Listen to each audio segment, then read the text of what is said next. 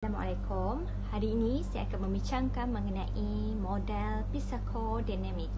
Apakah ia dimasukkan sebagai psikodinamik?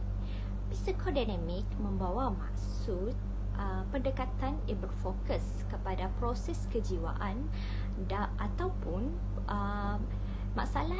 masalah dalaman individu yang berkait rapat dengan personaliti seseorang. Model psikodinamik berkait rapat dengan teori Sigmund Freud. Sigmund Freud mempunyai 3 elemen, iaitu ID, ego dengan superego. ID ini bermaksud maksud naturalize ataupun sifat semula jadi seseorang individu tersebut. Sebagai contohnya, berasa lapar, dahaga, inginkan kasih sayang. Seterusnya, datangnya ego mula bertapak dan berkembang melalui proses melalui proses sosialisasi ataupun berlakunya perubahan persekitaran seseorang individu tersebut.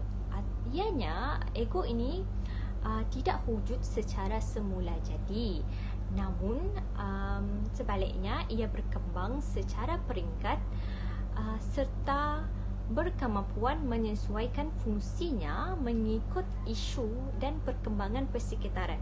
Sebagai contohnya, ego ialah bila kita dapat tahu makanan yang sedap dengan makanan yang tidak sedap. Dan kemudiannya datangnya super ego ke dalam elemen ini. Super ego ialah di antara dapat membezakan konflik di antara ID dengan ego. Konflik ini dapat memberi kesan kepada positif ataupun kesan kepada negatif. Sebagai contohnya, apabila kita lapar, kita ingin makan makanan yang berkhasiat, badan kita akan sihat. Namun, apabila kita memilih makanan yang kurang berkhasiat seperti berlemak, manis, ia menyebabkan kita cenderung kepada kesihatan, masalah kesihatan. Sebagai contohnya, kita akan dapat demam darah tinggi, kencing manis dan sebaliknya. Intervensi awal kita boleh kaitkan dengan model psikodinamik ialah kita lihat dari semasa ibu mengandung. Semasa ibu mengandung, ia akan mengalami pelbagai perubahan dari sudut fizikal ataupun dalaman. Ibu mengandung akan mengalami perubahan emosi ataupun minat ataupun sering berlaku perubahan emosi mereka. Jika si ibu tidak dapat mengawal emosi mereka ataupun emosi mereka berketerlaluan, ia menyebabkan akan mengganggu bayi di dalam perut. Antara masalah yang sering berlaku ialah kanak-kanak yang mengalami pengalaman negatif ataupun konflik masa silam dengan ibu bapa semasa kanak-kanak dengan orang lain, ataupun kanak-kanak tersebut kurang kasih sayang ataupun terlebih kasih sayang. Okey, saya sebagai contohnya ialah kanak-kanak yang dibesarkan dengan persekitaran yang kurang baik. Sebagai contoh, ibu bapa yang bertengkar, ibu bapa yang mendera anak.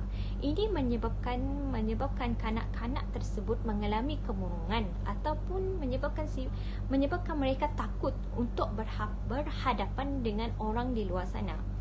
Pada peringkat 1 hingga 5 tahun ialah satu peringkat di mana kanak-kanak belajar pelbagai jenis emosi. Pada peringkat ini, mereka belajar untuk mengawal emosi mereka. Sebagai contohnya, mengawal emosi marah, iri hati, cemburu. Pada peringkat ini, ibu bapa memainkan peranan penting di mana mereka harus mengajar kanak-kanak tersebut cara untuk mengatasi rasa kecewa dan sebaliknya, supaya apabila mereka meningkat dewasa, mereka dapat mengawal emosi mereka dengan keadaan yang baik. Kesimpulannya adalah langkah intervensi bagi menyelesaikan permasalahan ini ialah dengan berinteraksi dengan kanak-kanak melalui proses meditasi. Sebagai contohnya, apabila kanak-kanak yang mengalami kemurungan, doktor ataupun cikgu usahakan untuk mengetahui apa yang ada di dalam pemikiran mereka ataupun supaya mereka dapat menceritakan pengalaman mereka sehingga menyebabkan mereka mengalami kemurungan ataupun pendiam. betapa pentingnya psikoterapi bagi menyembuh emosi dan keyakinan diri kanak-kanak yang terbabit untuk berhadapan dengan pengalaman baru.